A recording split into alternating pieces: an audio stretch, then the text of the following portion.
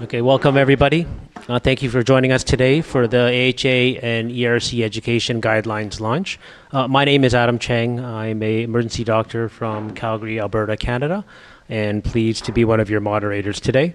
Your other moderator today is Andy Lockie, who is chair-elect of the ERC and who's also been a member of the Education Implementation and Teams Task Force of ILCOR for the past decade and a half. Also have the pleasure of introducing the other members of our panel today. Katie Dainty is from Canada, and she's the vice chair of the writing group for the Education Writing Group for the American Heart Association Guidelines. Aaron Donahue from the USA, who served as chair of the AHA Education Guidelines.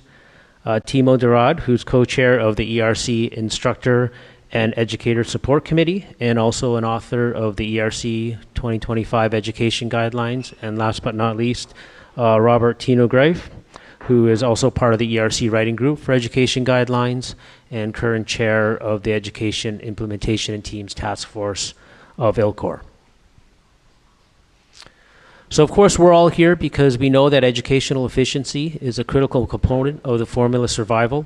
Within educational efficiency, today we're going to be exploring various elements that contribute to how we design and deliver education to our frontline healthcare providers. And so you'll learn today a little bit more about the evidence supporting all these different interventions. So at this point, I'm going to pass it over to Katie, who's going to walk us through the other contributors to the statements. Thanks, Adam. Timo, you want to join for this as well? Yeah. So, there's just a few of us up here at the front today, but we all know that this is a huge lift to put together a guideline and a guideline chapter of any kind. And we would just wanted to take a moment to recognize all of the people who we're representing here today. Obviously, Aaron and I are here today, and Adam as well as the past chair of our American Heart Association Education chapter. But we also were joined by Mark Auerbach, Audrey Bluer, Kelly Cadlack, Taylor Sawyer, Laurel Toft, Arna Banerjee, Emily Dietrich, Jeffrey Lynn, Davida Stallings, Deborah Torman, and Steve Stecknader and Jalen Wright were our huge support on the science review side and the AHA staff side. So again, just a nod to them and thank you for their very hard work over the last 3 years. Yeah, within the ERC Education Writing Group, we had a core team of 4 people, 3 of them who are here. Who is missing is Sabine. He's traveling to this meeting here in Rotterdam. Really great to have a lot of meetings together and learn a lot from each other.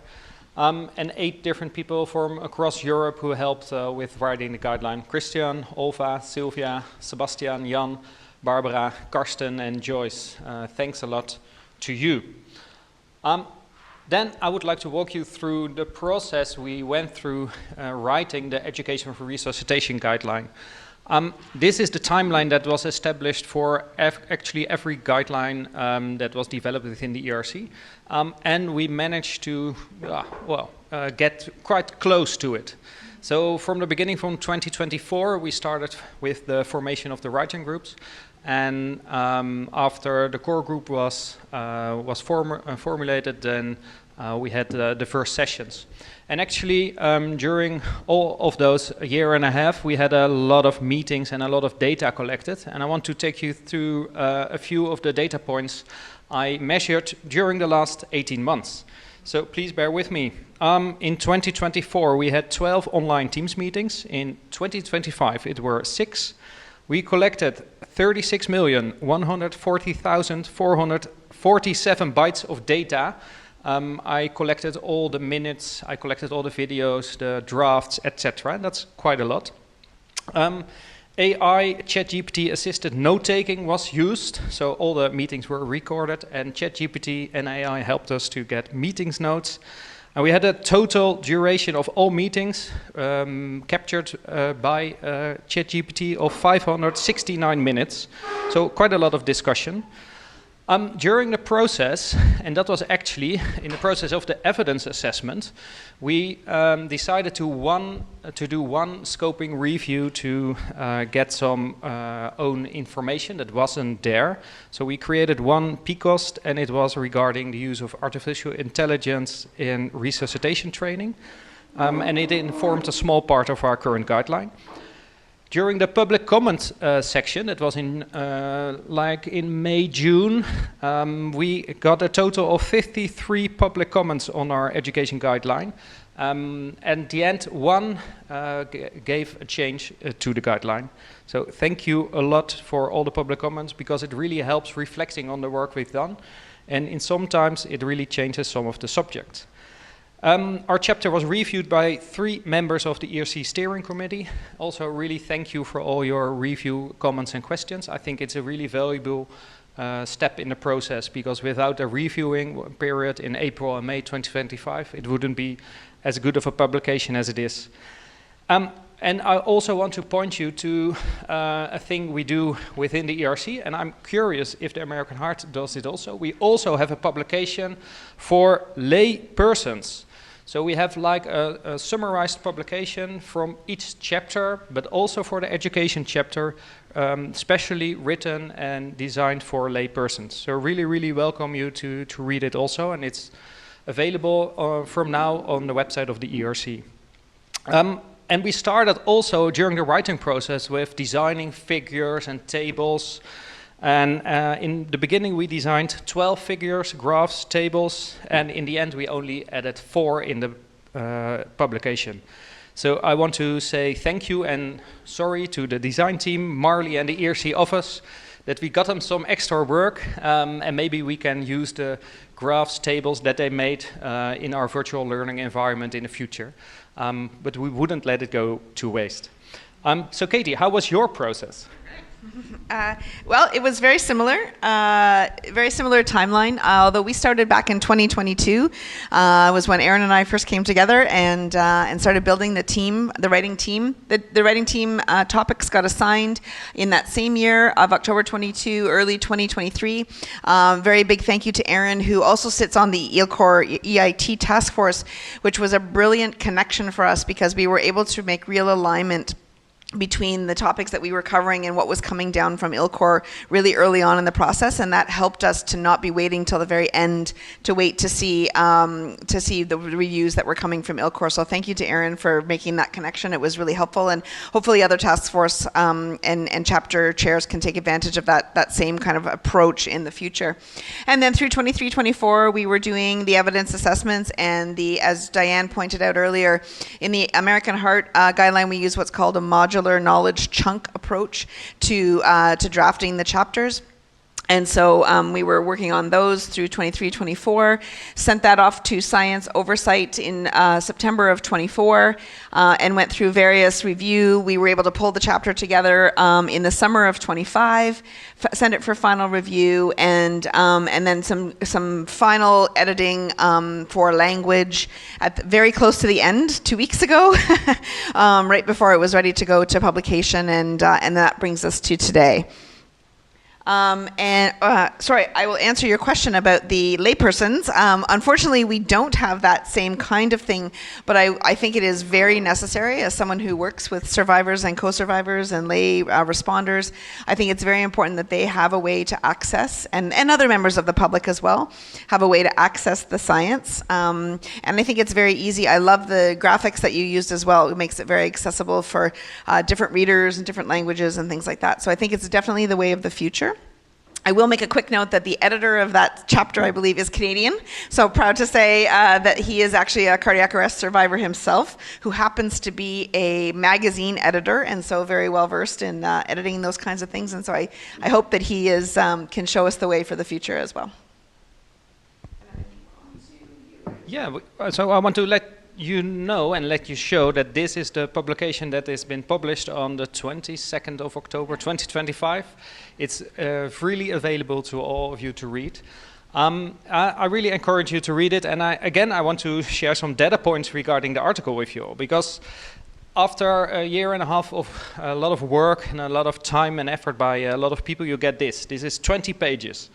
20 pages, but also with a few parts that are really, really readable, and I think for every resuscitation instructor and everybody who is involved in any kind of resuscitation efforts in their professional job, really good to read. It starts also with a table comparing the main changes between the 2021 guideline and the 2025 guideline.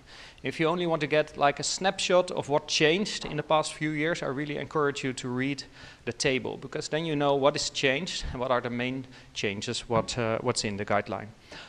We also start the article with a concise guideline for clinical practice. So just really stating what you should do in your education, and not really backed up by a narrative evidence review, because if you want that, that's further down in the article. The publication is there for everyone, so everybody who is involved with resuscitation training, but also people who are performing it. And if you're really interested in what we did and why we did it, I encourage you to read all the 229 references we included at the end of the article. So please go ahead, read it, share it in your own professional environment. Yeah, I'm really curious what you came up with, Katie. Okay, great. I'm a qualitative social scientist, so I have less numeric data than Timo has. But just wanted to review quickly, and I won't read these out word for word, but these were the topics that we covered in the American Heart Guideline. Some that have been there for a long time, which we did updates of, some which were new additions this year, and certainly bringing the new ideas of virtual reality, gamified learning, etc., into the chapter. We didn't review AI in our chapter, which is something we'll have to look at for the future. But we do actually divide our topics by instructional design components, a section on that, and then the second section on considerations for learners. So the different types of learners and things to look at when you're thinking about designing instructional courses. We also included in the American Heart, all of the chapters, we have knowledge gaps within the chapters. I believe that's a difference from the ERC approach, which will publish a separate knowledge gap section, but we cover the knowledge gaps there as well, which we'll talk about a little bit later in this talk. And I just included a picture there of an example on spaced learning and booster training of what the modular knowledge chunk looks like. If you weren't in the session with Diane, at the top it gives the clear recommendations, and then underneath with the corresponding numbers, it gives the synopsis of the recommendation-specific text that goes with it, as well as the references that go with each topic area. So there's a little knowledge chunk on each of these topics in our guideline. And now we are on to. Is this ERC? Or is that both of you? No, this is you. No, but I can introduce Jan. So this is the overview of the ERC chapter as a transition to Aaron's slides. All right, so I'm just going to spend a few minutes talking about key concepts. We had 2 slides about key concepts, but I don't think we need 2 slides because there's a lot more in common than there is differences between the 2 organizations. So just in general, these were some of the realms that we focused on with our data summaries and our recommendations. We talked a lot about educating, targeting learner groups in the community. This is among lay people for the most part, and that includes training in school children, education towards specific groups of socioeconomic, or I should say socio/economic/gender groups, the use of devices other than mannequins that are inexpensive and easy to use to improve access to physical trainers for CPR. A second thing is optimizing experiential learning, by which we mean simulation training, and the various things such as in situ training when possible, team training, which I think across the board is judged to be a very important component of simulation style training. Scripted debriefing is a new one. It's where a debriefer following experiential learning sessions is given prompts about how to direct the following discussion and debriefing, and that's been shown to be effective. The incorporation of technology, which is a rapidly expanding one that's probably going to just get bigger and bigger and probably give us more and more things to argue about. But virtual and augmented reality, as we said, is becoming very, very widely used for medical education, and this is another example. Gamified learning as a concept, the idea of taking the learning and making it more accessible, more pleasant and easy to engage with by making it gamified, fun, competitive, etc. online modalities such as screen-based learning, blended learning, et cetera. And then some novel instructional design elements, real-time CPR for feedback. We've been leaning on that, and I'm going to continue to do so because it's kind of it's good news. The use of rapid cycle deliberate practice, a particular type of deliberate practice where you do in-session repeat performance of segments to ensure that you're performing optimally. Blended and self-directed learning, so-called stepwise learning, and then finally the use of cognitive aids, both by healthcare providers and by lay people. All right, now, there we go. Okay, so this next slide, I'm just going to summarize some of the prominent changes and or additions within the AHA guidelines. So, as I said, CPR feedback devices. We can't stop talking about this, but the reason is that because you see that in 2020, this was a class 2A recommendation with a level of evidence of BR, which is predominantly observational, but maybe a single randomized trial or a uncontrolled trial comparison, et cetera. But this time we have a 1A recommendation. It's the highest possible level of evidence and of class of recommendation. I think 1A recommendations throughout the AHA guidelines are not very common, and in education I think they're pretty much unheard of, but we have one now, and it's because in the interim, we have reviewed 20 well-conducted randomized trials, 17 in healthcare providers and 3 in lay people, which uniformly across the board showed that CPR skills are acquired to a greater extent, to a more guideline adherence extent when feedback devices are used during the training. So that is recommended across the board.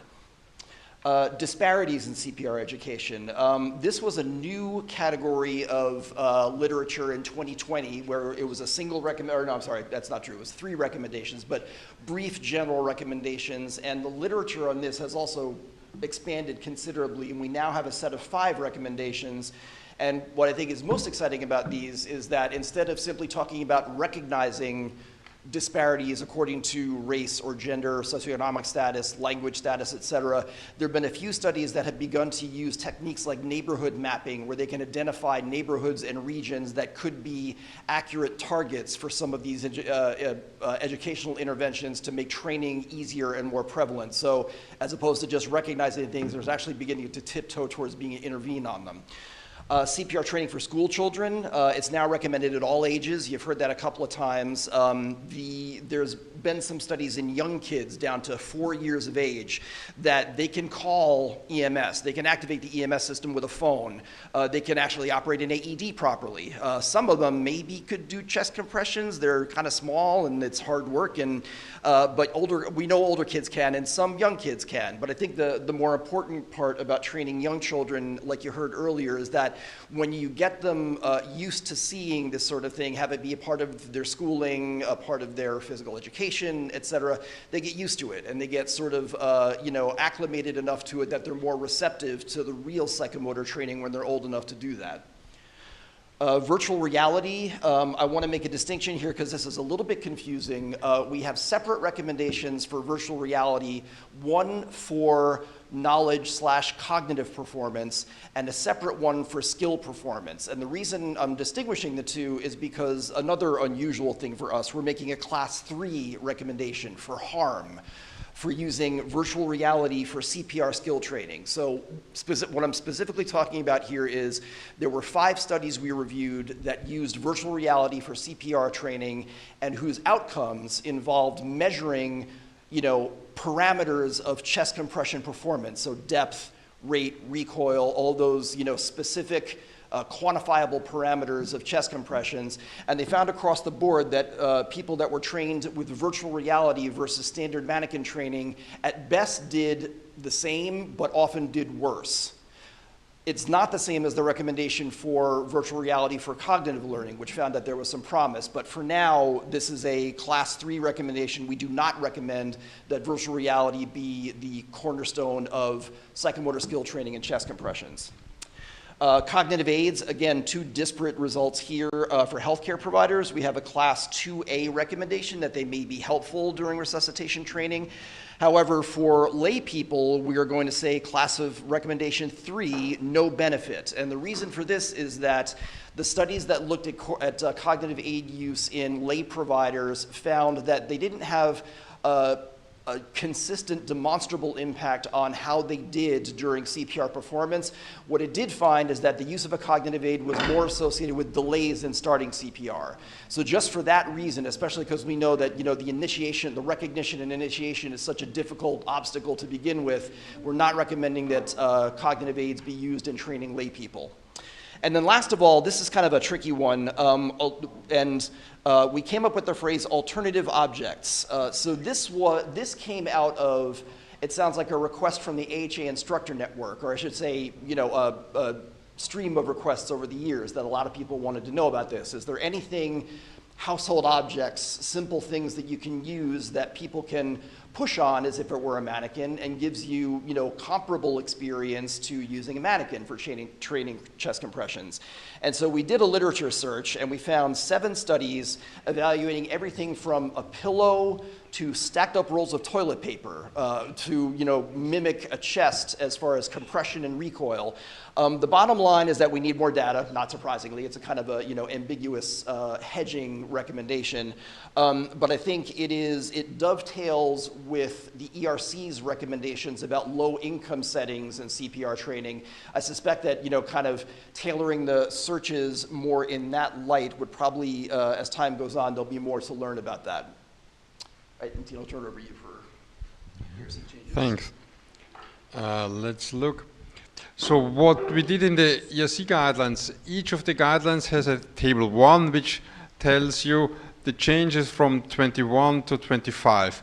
I summarized here only where there was a real change. So if something was not in or was skipped, it's not here. So, and I have these 4 categories. So for resuscitation education, we need to tailor our teaching for the customer. This is the headline of all of this. It's very important, and it comes in like in the AHA guidelines. We can start teaching children from roughly kindergarten age on in all the environments, and this is a call for politics overall. Implement this in school training. Very general, and an addendum from my side, we should also need to include CPR training in the higher education. So for me, every student of whatever faculty should have at least a CPR course. This is easy to integrate into whatever curriculum, and why not, I would say. The other one is we realized the importance of specific trainings for dispatchers. The recognition of a cardiac arrest on the phone, guiding people during this stressful situation, is something quite different. We have now new studies how the importance of the language people use and what is the language the dispatcher uses. Not to offend people, to take this serious.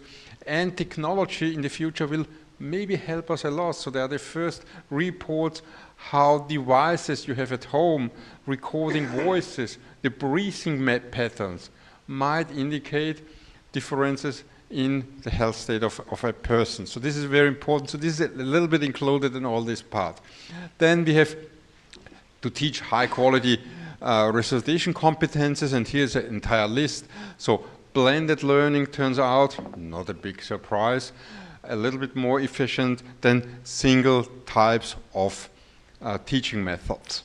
We have evidence for this, and we have evidence for self-directed learning that it's at least as effective like teacher-directed learning. And this goes then into cost effectiveness, how to apply this for large groups of people to teach, for awareness campaigns where you can develop this. As said before, what's new, because we have the evidence, gamified learning, rapid cycle delivered practice. This is out for more than 10 years, maybe 15 years. So there are quite studies for a long time. It never really came into resuscitation teaching practice. The studies were done they were resuscitation studies because on one hand it's such a standardized format and it's easier to study a skill than others. But now we realize this should be really something which should be included into our courses. Real-time feedback, said before, for chest compression. we looked at this in former systematic reviews, but this time we eliminated all non-randomized controlled trials. There are only randomized controlled trials, very high level of certainty, and it's very clear for teaching purpose you should use these feedback devices for chest compression. For ventilation, we are looking in this too again. For ventilation, at the moment, the literature for use of ventilation devices, ventilation feedback devices in education, it's far too low, even to say something. We hope to have this in a couple of, maybe next year, year after. Use of cognitive aids, same as we heard before from Aaron. Our cognitive aids are helpful for the healthcare providers to stay with the guidelines. There are a lot of different approaches how to use this. For lay people, it delays a little bit the actions. And also, not a big surprise, if you teach stepwise from the easy stuff to the more complex stuff, it results in a higher output on the learning part. What else do we have here? Yeah, this was a new part because in the ERC guidelines, the ethics chapter was rewritten, totally new, and they focused also a substantial part on how to teach ethics and the importance that ethics teaching is included in this type of courses. So this would be a new part, and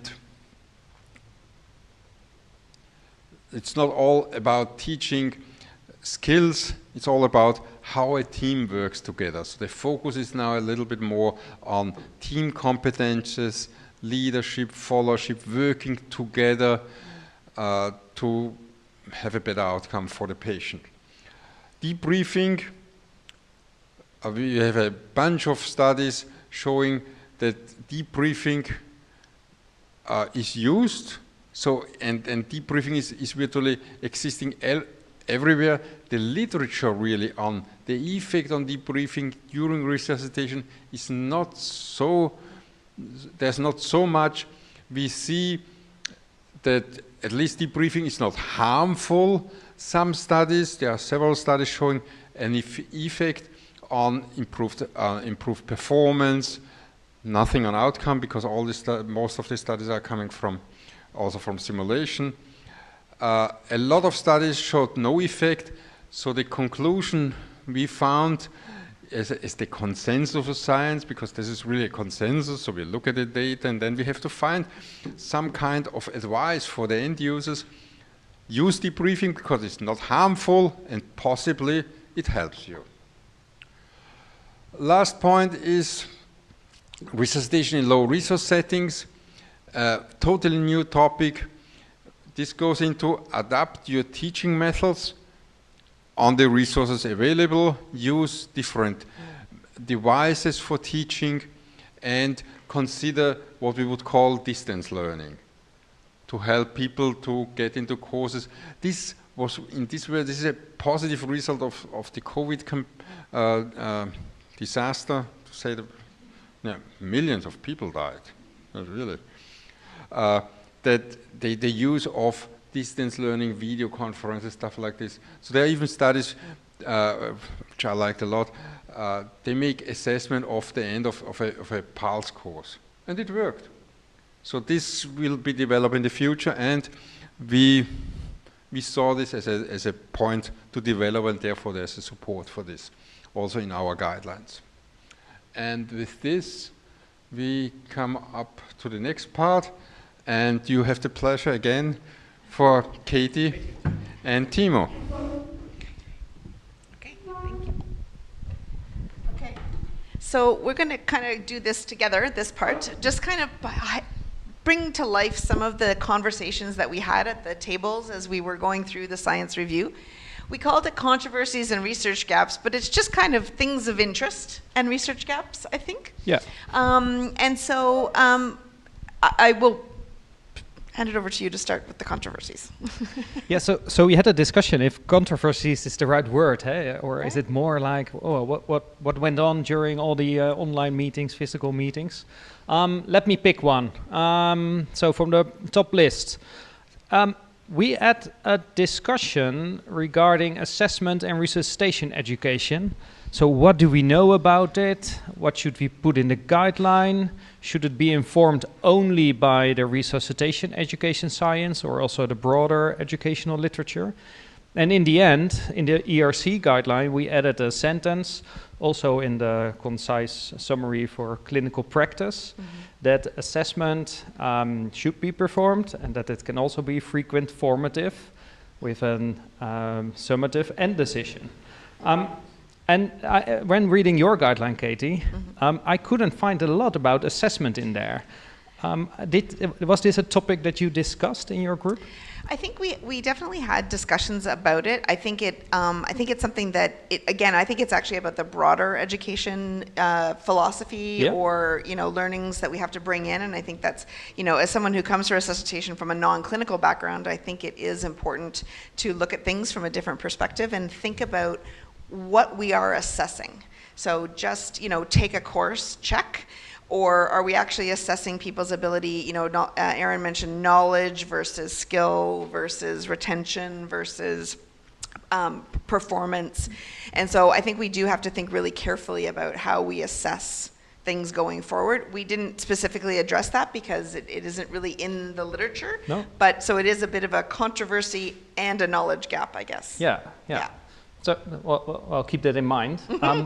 And we also found and that's I think the top two, the grade system for evidence review and the lack of good quality data in our field. How do you feel about that, Katie? Yeah, we definitely, grade wasn't something that we that we needed to think about in this particular chapter. And I think that actually is a good thing because I think education is a bit of a different animal, the education research, but that doesn't mean that we don't have to think about standardizing outcomes so that we can combine our studies and do some level of meta-analysis on some of these bigger topics. How did you deal with that in ERC?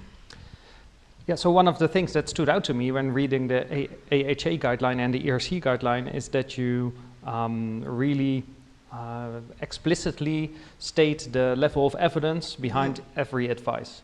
And we chose not to do it like this is grade 3, 2, 1, etc.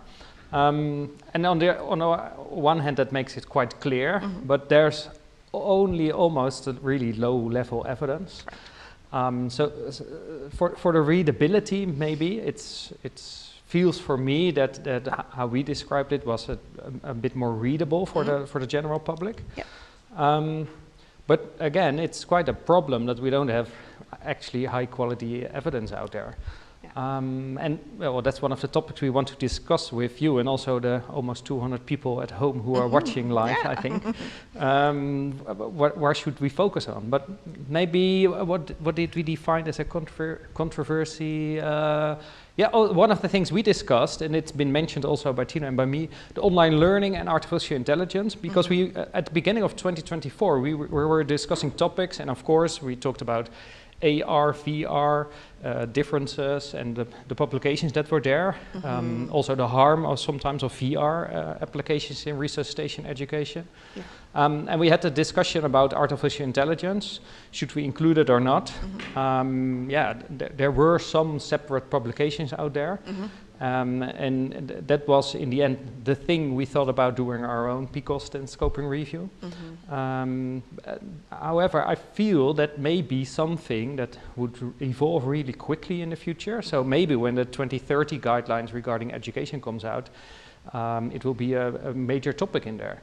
Was it something, AI, that you discussed in your group? I don't think we actually discussed AI at any great length, and maybe we were ahead of the curve. It seems AI is exploding daily, and so I don't know if we were just a little bit ahead of the curve, but we didn't discuss AI as much. But I do think that VR and AR, and they're a little bit hard, as Aaron described, they're a bit hard to get your head around because you really have to define what you mean by virtual reality and augmented reality and the kinds of things that you're using. And so that in and of itself makes it difficult to talk about them as one single kind of education, right? And so I think we had a lot of discussions about, what is VR, what is AR, and why we separate and gamified And so why we separated them that was part of the reason why we separated them, was because we felt keeping them together didn't really do a service to the kind of studies. Yeah, and also within AI is not one thing. Yes. There's also different applications, and you can use video or language models or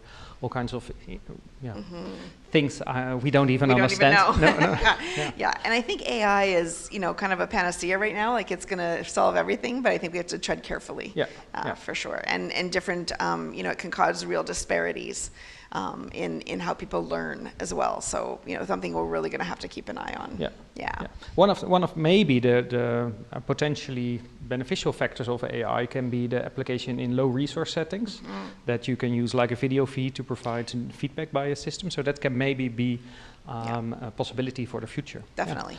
What do you feel about including CPR coach training in life support code? Yeah, that was an ERC topic, so I'm gonna get you to start on that one, because that wasn't something that we actually talked about. Okay. Yeah.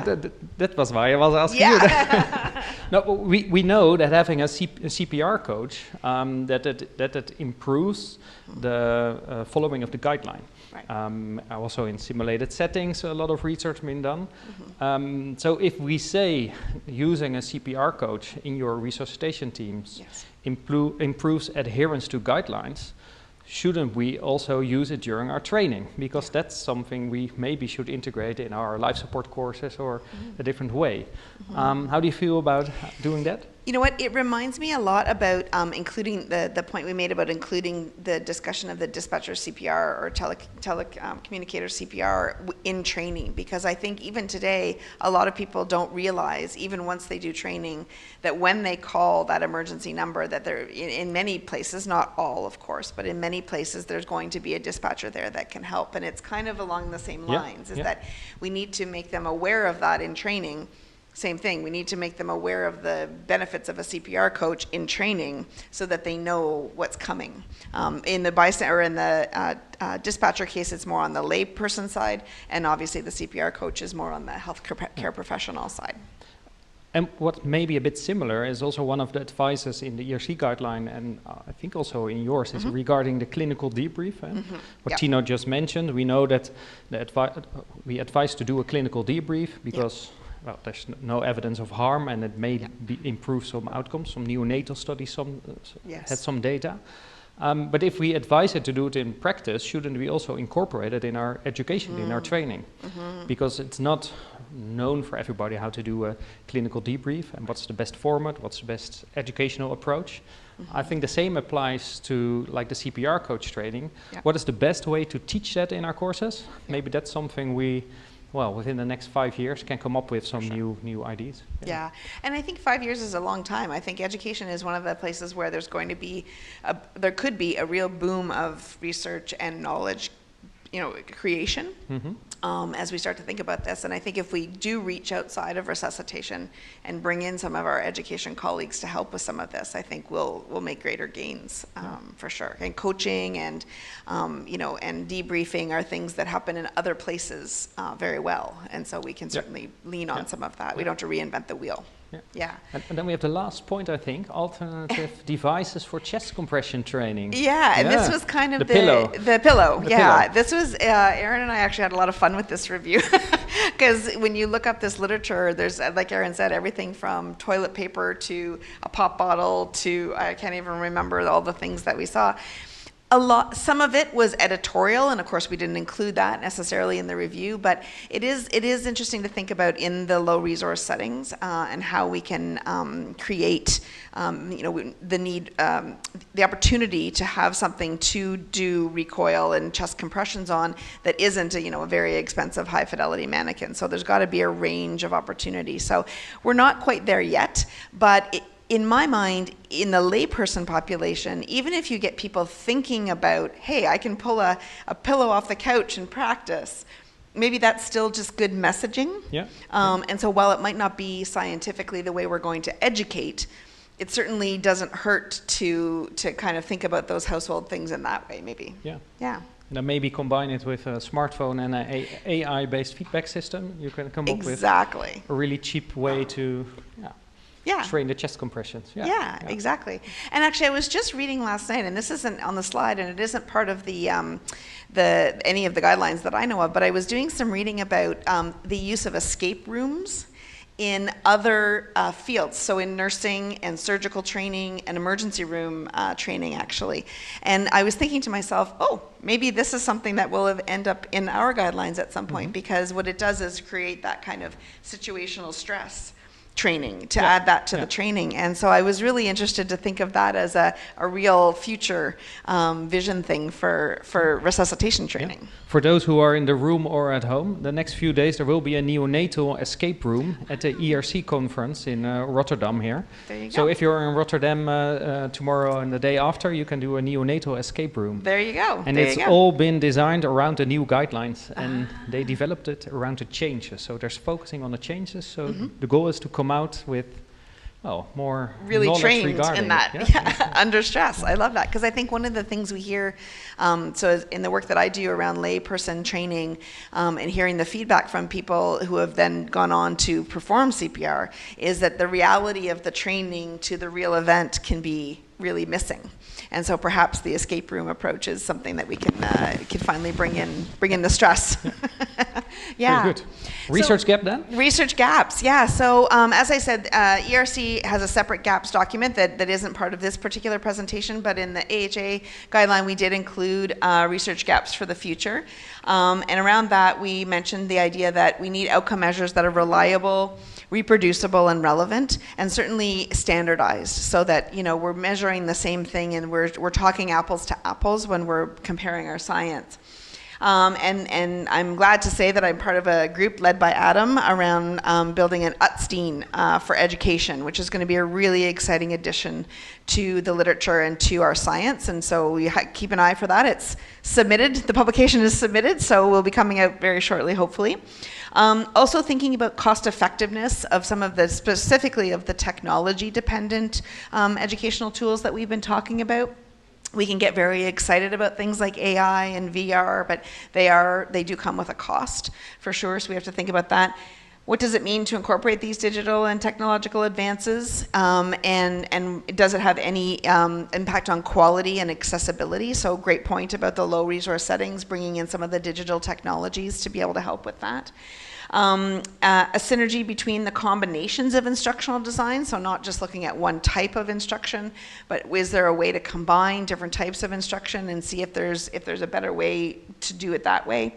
And also looking at educational impact over longer time periods. So when you take a course, how often do you have to take a course? We know some of that, but then what is that long-term outcome around some of this training?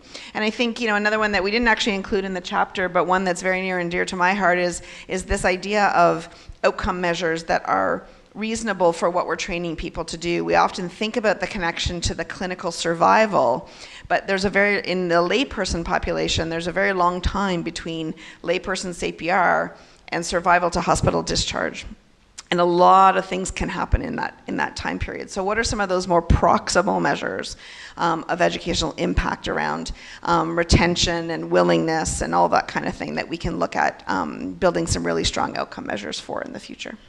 So that's our opinion on the matter, but we would actually like to get all of your opinion, including the people online. So we're going to do a Slido. Nick is going to help me here with the technology. So if you can use your phone in the room, and I guess you can do it on the screen as well if you're online, that works that way, right? Yeah. To pick up the Slido, and we're going to ask you, which research gap do you think we should prioritize moving forward? And Nick's going to throw up the Slido now.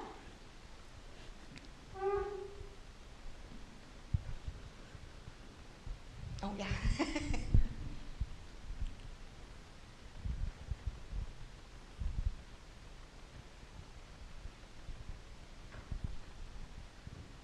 Okay. 100% connections. Everybody disagrees with me. This should show the results on, right? Yeah. That leaves not a lot of room for discussion. No. Oh, here we go, here we go. I was thinking maybe that was it.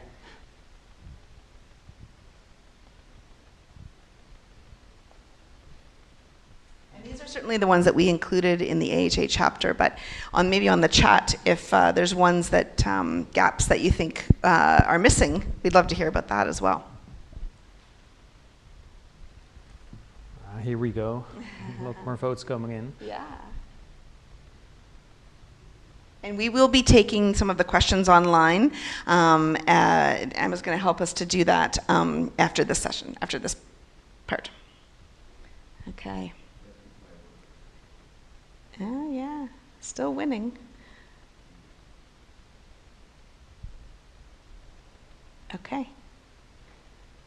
Got a little bit for everybody.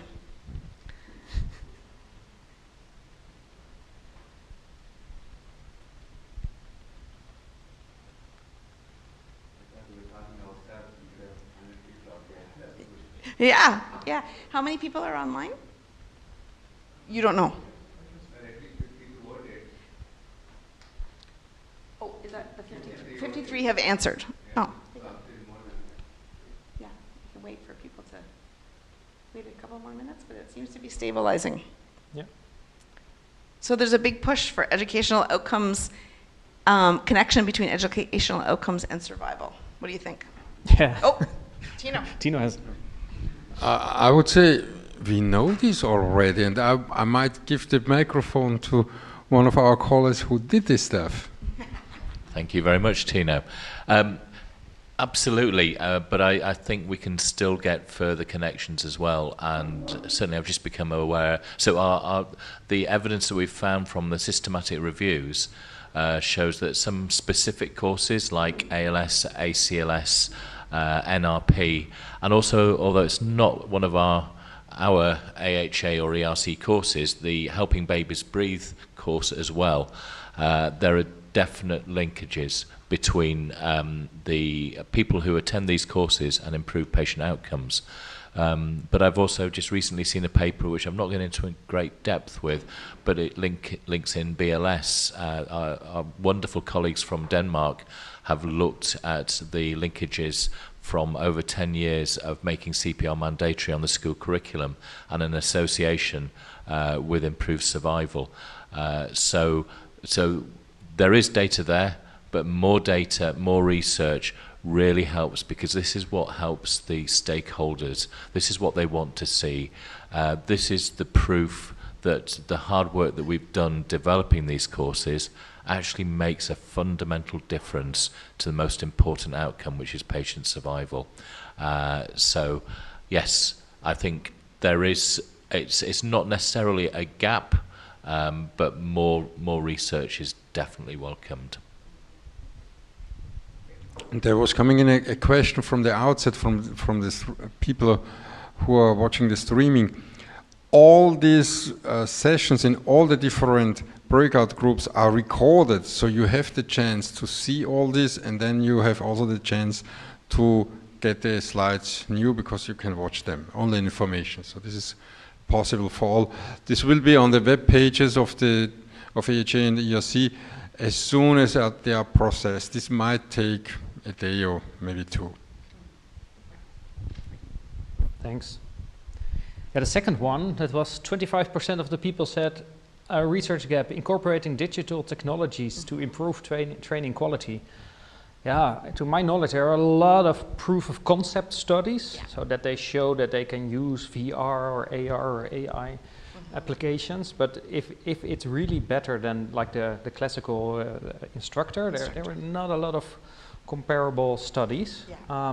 I think that's something we as a, research-focused, resuscitation education people should pick up to really show that it's better or not, or for what subgroup. Yeah. Yeah, and I think how we measure those, sometimes in our science we see, the people liked it, or, it went well, but we actually do need to do the comparative work to say, is it better than what we already have? Yeah. Or do they need to be combined to actually get the best benefit or something like that, right? So really coming back to that idea of what we're measuring, what we're assessing and what we're measuring. Yeah, really important. So, and then a few people felt educational impact over long periods of time and cost effectiveness were important. Establishment of standards is the lowest, but that's because they haven't read the fabulous paper that Adam wrote. So that will change when they read that. And Katie, maybe Emma, are there some suggestions from the audience? Nothing No? online. No? Okay, no suggestions. No suggestions. Okay, well, people are still noodling that, perhaps. Okay, so we have one more Slido. Oh, I'm not going to do that with that. Yeah. Okay, So in the meantime, the next Slido is going to put up, but please put your thoughts in the chat, because we have a lot of people here who are really knowledgeable about resuscitation education. So if you have any ideas, questions, put them in the chat and we will come back to them in a few minutes. For sure. For sure. Yeah. Mm-hmm. So the next question is going to be just one word or one or two words that represents a challenge in this science. Something that, you know, even though we've written the guideline, we've reviewed the literature, what still is kind of bugging you about, or what do you find challenging in doing education science if you're in fact an education scientist yourself? So we're going to put this up, and this is going to build a word cloud once everybody puts in their words. So. Yeah, we were really curious what you were thinking about, because we have the idea, cost, okay, money.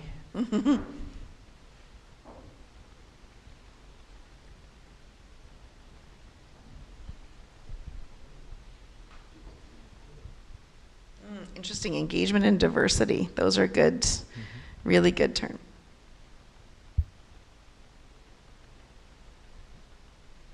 RCT.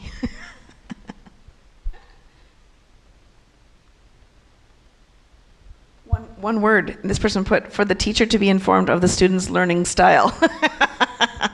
You took up 5 words, 6 words. Yeah.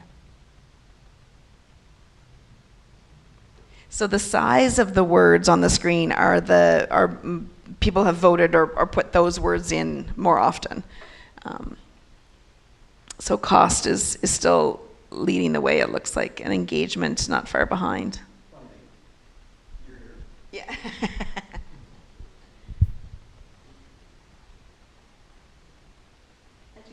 is education.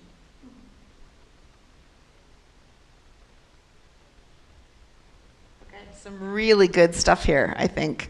Really interesting. So everybody can see the screen, but you know, retention is always up there for sure. Compliance, accountability, saving a real life. Systems, organizational support, funding, absorption, funding, money, and cost, all there. User error, that's interesting. Evaluation, exposure. Yeah. So a lot of these match the gaps, but also show us some of the real challenges with, you know, doing research with human beings, and especially around learning and uptake of knowledge, and then retention and performance and all of those things. Evaluating that dogmatic, that's very interesting. Expertise in education, I think that's a great one too. Theory to practice. Teacher to teacher, teacher to the teacher. It's an interesting one. Impactful. Yeah.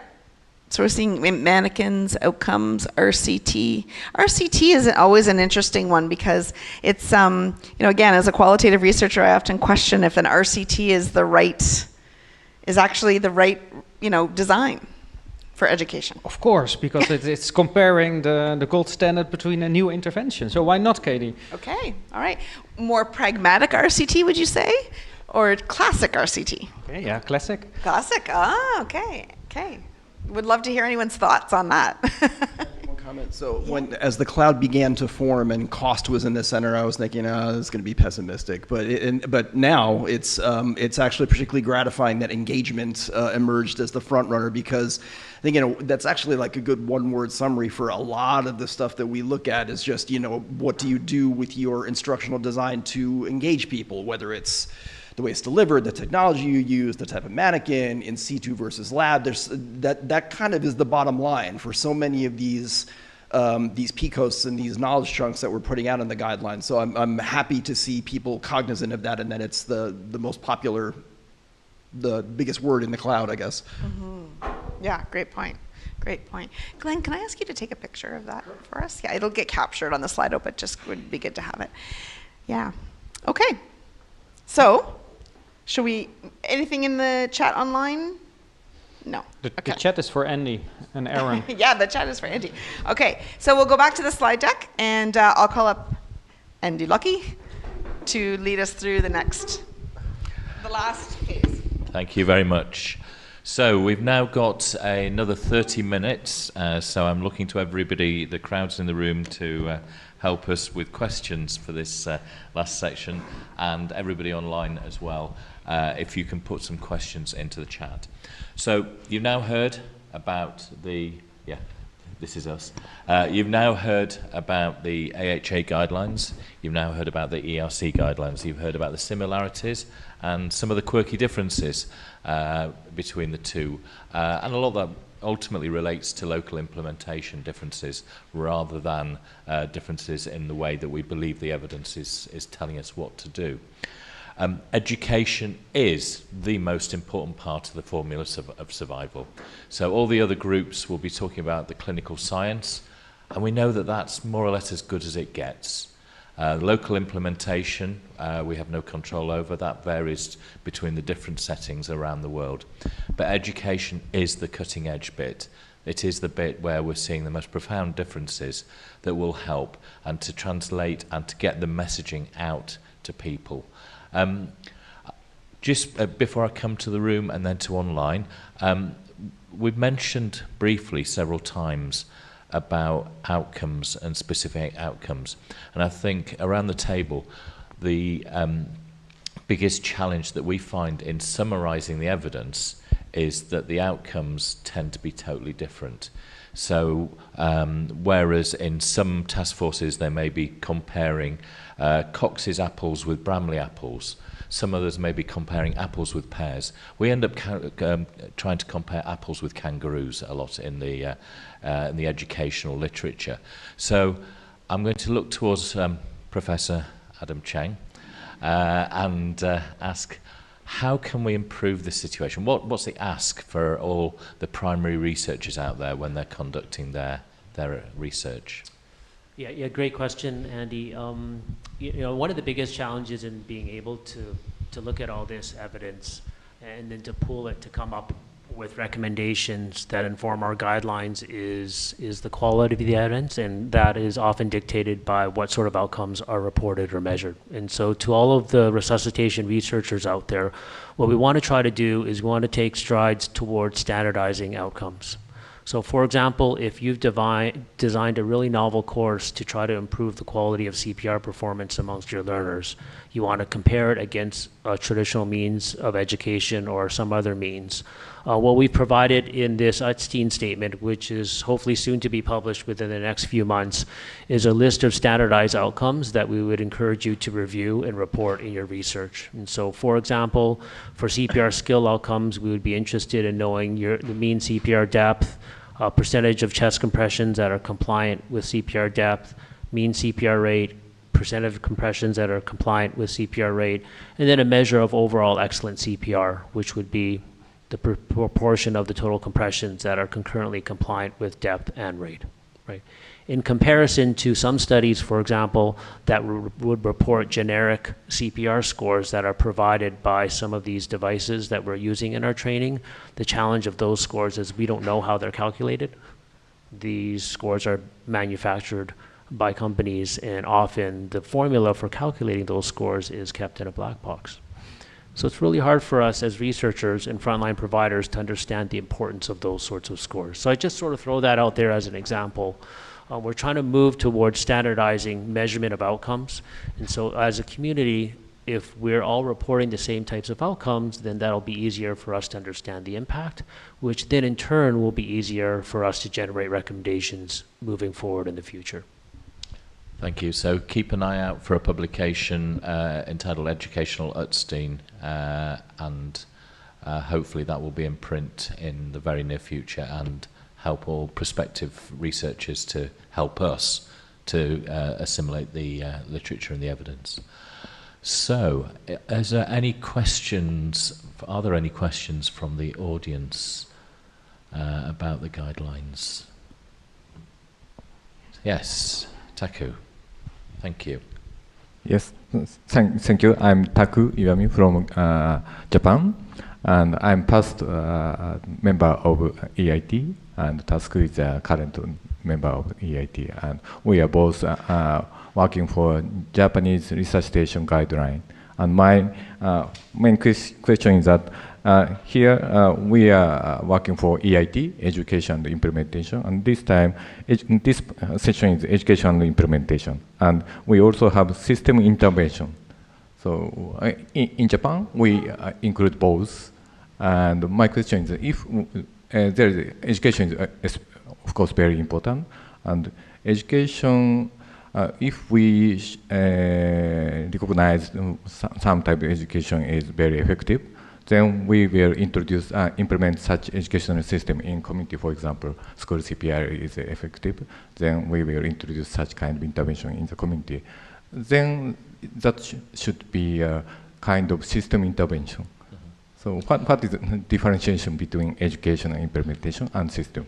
So there is a separate, certainly I know from, I don't know if you want to mention anything, Tina, about the separate chapter around systems saving lives.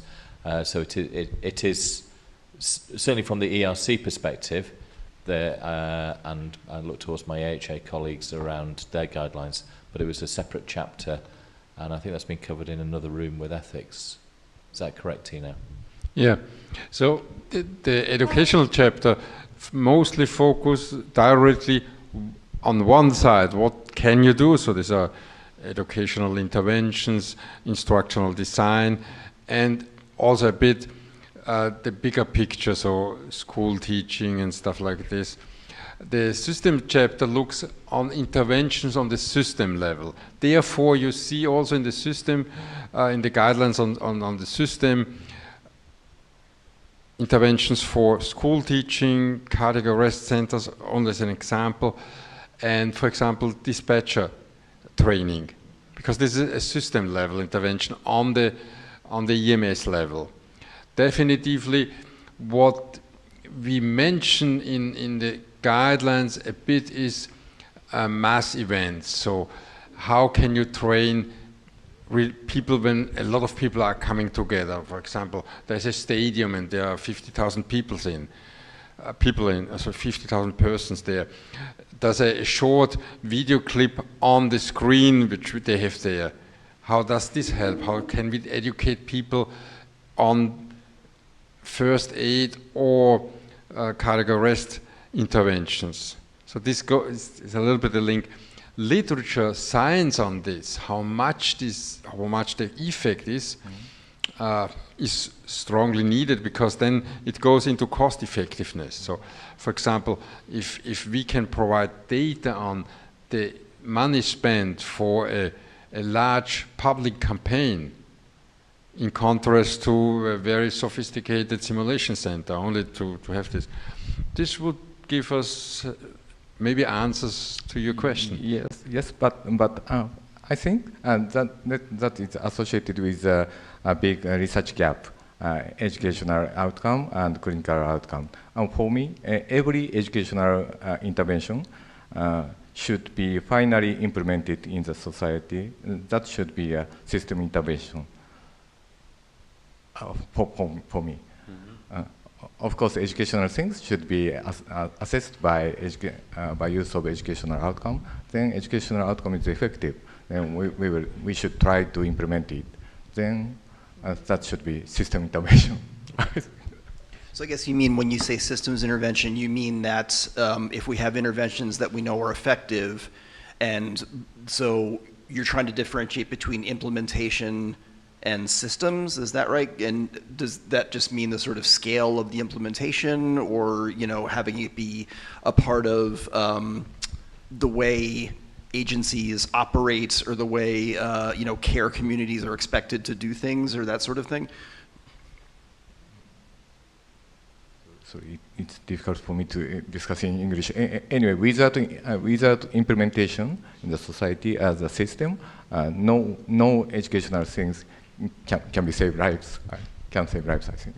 Yeah, so I might try to expand a bit, and please correct me if I'm wrong. So if we use an example, for example, CPR coaching, which has been brought up. So CPR coaching is a concept where we have a new member of the team called the CPR coach, whose primary responsibility is to help to provide direct verbal feedback to the CPR provider at the bedside, right, who's delivering CPR, and also to try to minimize interruptions in the delivery of chest compressions. Now, through the guidelines, we've made recommendations saying that the implementation of a CPR coach helps to improve CPR performance, right? At least in the AHA products for this year, we have the inclusion of CPR coach within the training materials. And so all those who attend ACLS course, PALS course, BLS course will receive instruction around CPR coaching, and they'll have some opportunity to practice it during the course, right? And they may actually perform better at the end of the course. But what we don't know is if they actually are taught that skill, are they going to bring it to the bedside in their actual hospital?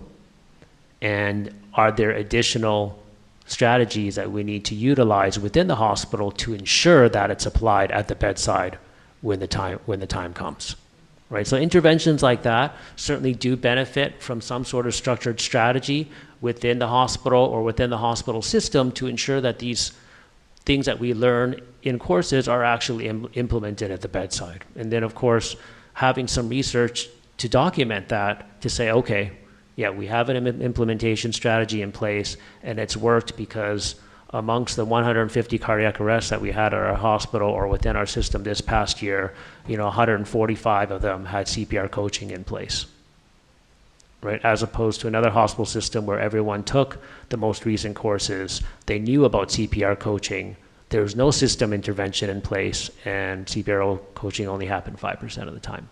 Right, so this is some of the research that I think we need to do to help to ensure that what we're learning in our courses is actually brought to the bedside, and then which, of course, then enhances the likelihood that these interventions are going to make an impact in real patients. But this brings education or implementation to another level, because we can teach a lot in our courses, and we're doing this. So we are integrated clinical debriefing in the courses, but as far as now, neither ERC, I think for AHA it's the same, we don't have a strategy to make an intervention on a system level, so on the healthcare system, getting a campaign that, for example, we had this campaign on Kids Save Lives, so bringing in teaching to the schools at the European level. What was reported before, that now there's the initiative of the European Union, for every license to drive a car, you have to do such a course. These are these interventions. This is to think of if you should have more effort in launching campaigns to implement, for example, on hospital levels, you have to have a CPR coach. So this is something, you're right, to think of and how to develop this. I think it's just, I would say, certainly from Canada and the US side of things, the challenge at the system level is the number of systems. So I can speak to Canada, Aaron can speak to the US, but if you think about the states in the US, like every state has a different education system, a different healthcare system, a different community care system. And so when we talk about if we found something that was the absolute must-do educational thing, if the science supported the must-do thing, the rollout and implementation of that at the system level would be astronomical, because you would have to literally, it's not like the US government would say, do this, or the Canadian government would say, do this in Canada. I mean, you could probably maybe get it on board, but I can't think of one thing that's ever happened at that level of that system. So I think it is a challenge, and it is maybe in the future part of implementation science is a science in and of itself. And so understanding that should probably come into what we're talking about, but it gets a bit complicated, certainly speaking on the AHA. Yeah, I was just going to add that I think that you're talking about kind of the transition from our section of the guidelines, the education section, and then the systems of care chapter within the AHA guidelines, which is, and I think it's good to think of the systems part as being the next step in that continuum with learning, but sometimes it kind of goes the other way. One of the systems things in the US, for example, is there's 50 states in our country, in the United States. 39 of them have a requirement that high school students are CPR certified before they graduate, before age 18. None of them fund that training. It's unfunded mandates for all 39 states. Maybe some of them do it, maybe some of them don't. Maybe some do it well, maybe some do it badly. So it's I think that's unfortunately more common, that backwards approach. But like what you're talking about is exactly what would be the final endpoint of implementation would be exactly what you're saying. Okay, I think we've got another question from Jan, or a statement. It's a comment. I think the systems question has to be stratified for generic systems. There is generic elements of a system like dispatch or EMS vehicles, and it's not necessarily important whether it's physician staffed or paramedic staffed, but it's a vehicle going to the scene, and there's a dispatcher, and there is schools, and in schools there will be education. And I think within this generic view on systems, we do have a role, and it's very difficult for ILCOR to work on that because there is no evidence which is really comparable and where we can draw on. But on the other side, we have to make, and I think it's really important to make recommendations for generic systems, and we have failed doing that. There should be the same educational material for schools, for dispatchers, for EMS vehicles, and we should align that, and we should align that over Europe, and we should align that between this is maybe a sophisticated question, but between AHA and ERC, maybe all over the world, on a very generic systems level, but that's education. I think maybe it would be a way to have nodals between systems and EIT. But also EIT has an I in between, so it might be an EIT issue. So thank you for listening to the comment. Thank you, Jan. I believe we have an online question. Yeah, there's a comment from online. Obviously, on the web page, you cannot access at the moment to the guidelines. You can access to the guidelines via the journals at the moment. Yeah, sorry, can I just give an up-to-date on that? There is a technical issue with the ERC website at the moment. So the direct link, so please bear with us on the ERC website, because I think the website is down at the moment. Yep. So this was my comment. You can access all the guidelines via the journals directly, so either resuscitation or circulation. They should be open as soon as the technical problem or the link between the journals and the society's website is managed, then you get it again. Yeah. Any other questions from within the room? So I've got a question for the people who've been leading from both AHA and for ERC.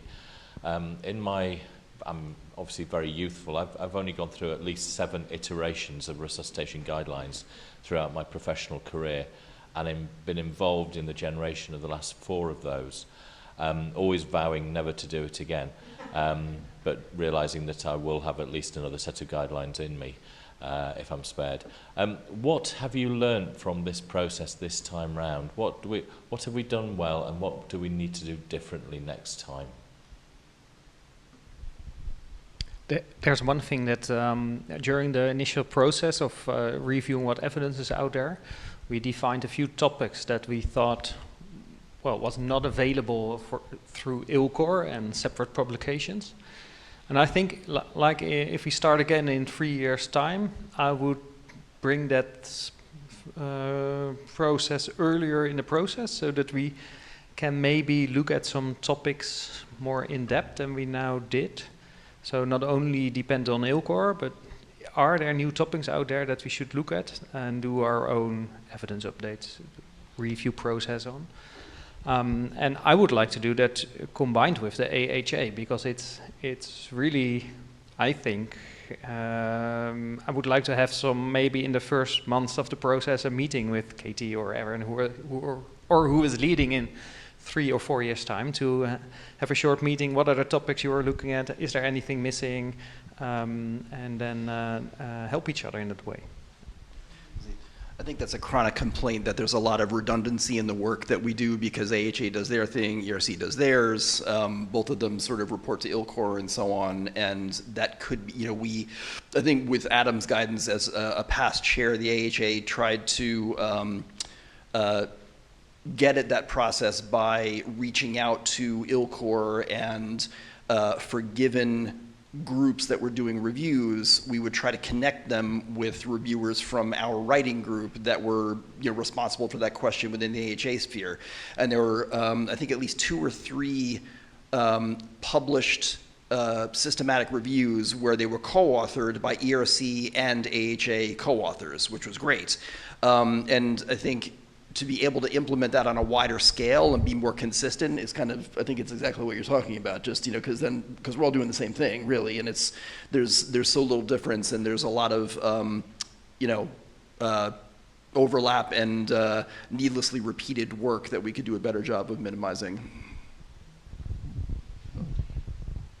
I think I learned 2 things. I don't live squarely in the education. I'm very interested in bystander CPR and layperson training, but I don't live squarely. I wouldn't call myself an education scientist. And so I was very interested to see the sort of diversity, which we've talked a lot about today, of quality of evidence. And I think we, as both AHA, ERC, the world, has to commit to really paying attention to good, well-designed, robust studies with, standardized outcomes, so that we can actually, make good recommendations about how to go forward.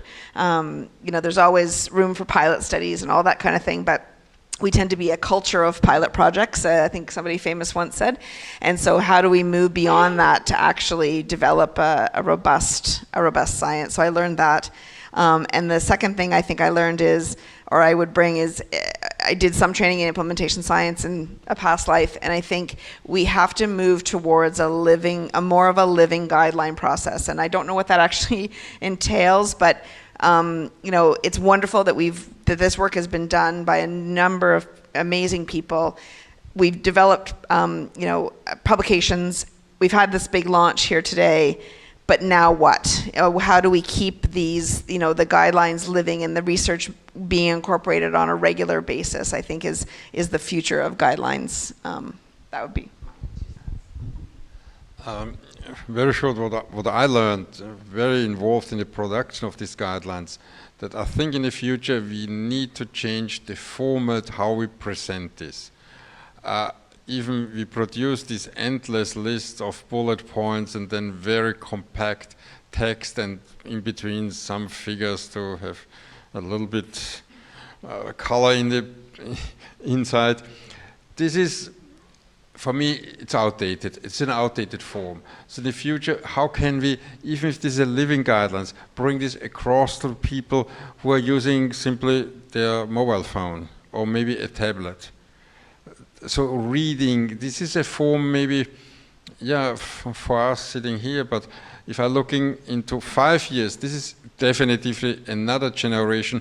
They're using all these devices differently, and the development in the next 5 years. Maybe this could help or not help, I don't know, but I think the presentation for the end user has to be changed. People want to know very quickly what to do in their clinical environment, if we are talking about healthcare providers, but also for lay people. They want the information in the moment when they need it. And there at the moment we are not that good, I would say. So this is a result of what we are doing, but there's a lot of development we could contribute. Tino, if I'm correct, we included some QR codes with links to videos in some of the clinical guidelines. Is that what you're thinking about? Like showing, then we write you should do 2-person ventilation and then having a link to a video, or are you thinking about something else? Yeah, but even bringing in a QR code in a journal text was enormous, and because they were not used to this, they failed. So in one chapter, the numbering of the QR codes with where the QR code is going was wrong, so we had to correct it. One QR code was not printed entirely, so it's useless because you cannot use it if it's something. So even bringing in new ideas creates in this traditional way a problem. It doesn't work. So and then therefore I came. No, we have to change it entirely. How, I'm still not clear, but so therefore we started with an app and stuff like this. But this is still, the app is reflecting what is printed. So all of you, also people on streaming, come up with your ideas, bring this in, and we do a better product.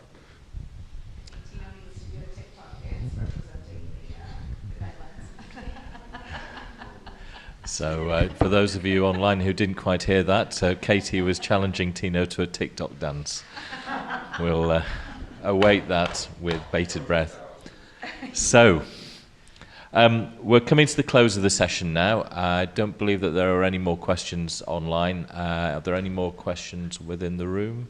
I can't see any hands going up. So just to wrap this up, what you've seen today is the culmination of many years of very hard work by a group of people behind the scenes.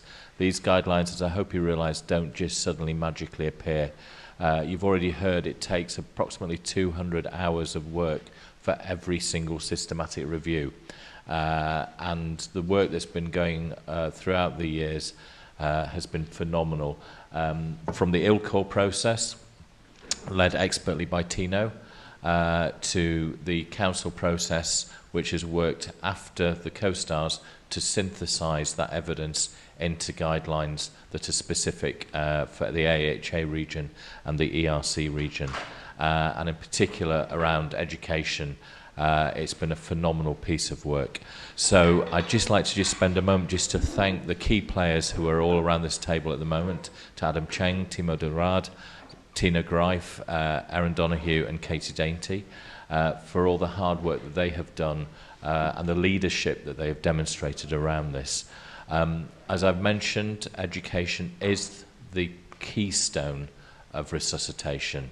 There's a slight conflict of interest there, but I still think that all the other groups would be meaningless if they just had all that science in the ether and nobody to go out and teach it.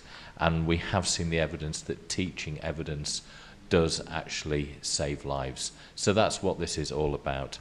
And if you want to hear more about this, and in particular around the ERC guidelines, if you're staying around for the conference here in Rotterdam, the ERC Congress, there'll be more sessions on education to come where we'll be able to go into far more detail around some of these things. And I'm sure that there'll be some AHA meeting at some stage for parity that you'll be able to do exactly the same. Do you want to advertise any upcoming meeting? Yeah, so I guess Just in front of you. Yeah, so I mean, I guess from the AHA side, the next one would be the resuscitation science sessions in New Orleans in the U.S. in early November that I'm quite sure will have guideline launch kickoff sort of things, among others. But Yep. yeah. And I will be at that meeting as well, just to, in case you need any ERC oversight into the session. So for now, thank you very much to everybody in the room, and thank you very much to everybody online for your engagement. And hopefully you've gained something from this session, and go out and educate. Thank you very much.